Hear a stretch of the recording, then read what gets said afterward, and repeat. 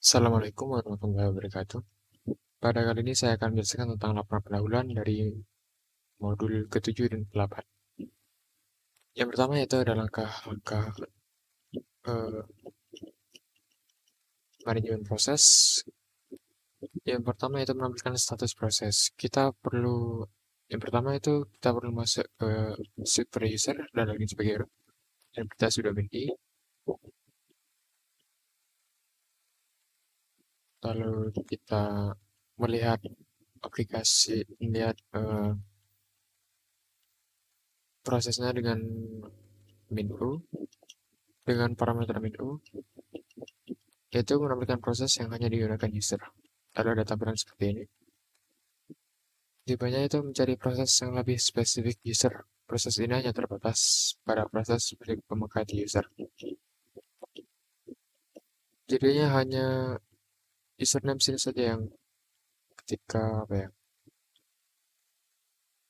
dia hanya dilakukan user itu saja proses yang lebih spesifik. Dengan perintah ps min.u lalu username-nya di sini.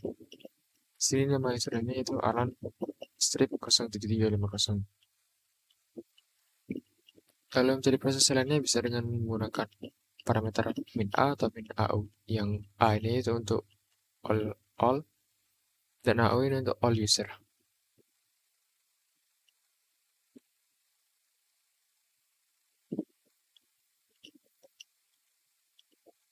Lalu menampilkan hubungan proses parent dan child user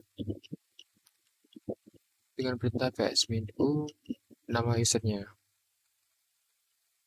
Lalu yang kedua ialah mengajukan proses menggunakan PHP.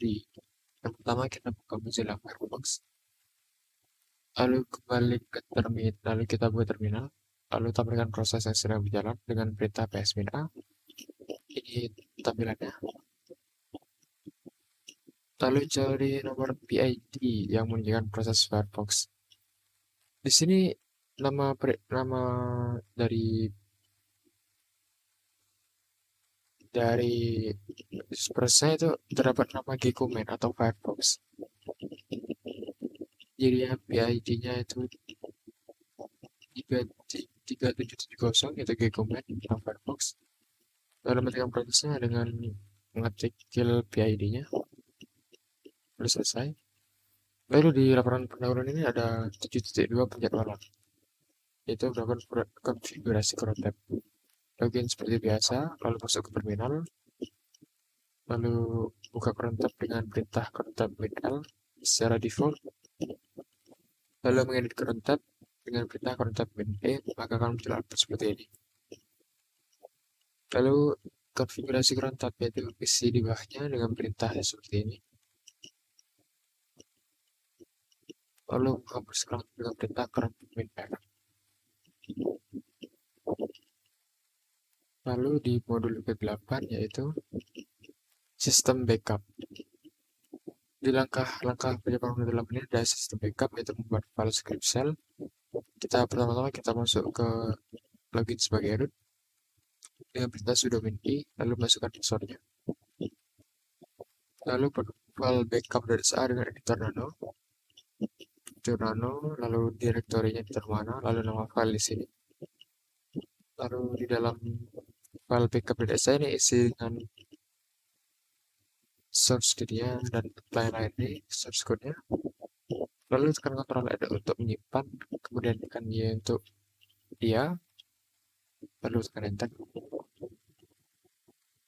Ini merupakan tampilan dari nano.sa nanonya.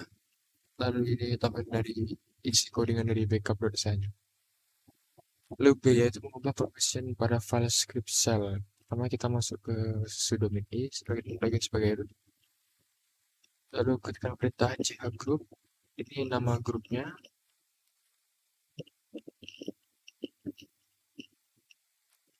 Di sini saya akan masukkan grup Jerkom yang sudah saya buat.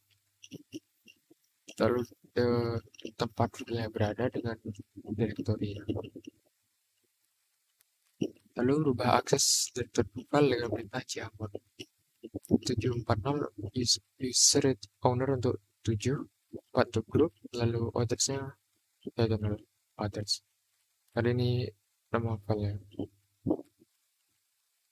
7 yaitu RWX, jika hanya 4 yaitu R saja, jika 0 yaitu no access. Untuk mulai akses file backup data, kita perlu pindah change directory ke tempat file itu berada, lalu ketikkan ketik ls pindah. Lalu menjalankan script shell, yaitu masuk ke terminal sebagai login root, lalu jalankan file backup data dengan perintah sh di depannya, lalu nama filenya di sini. Pindah ke folder backups, lalu extract file yang tadi sudah kita gunakan sh-nya, yaitu hasil dari codingan tadi itu akan berubah menjadi gzip yang ada di directory backup.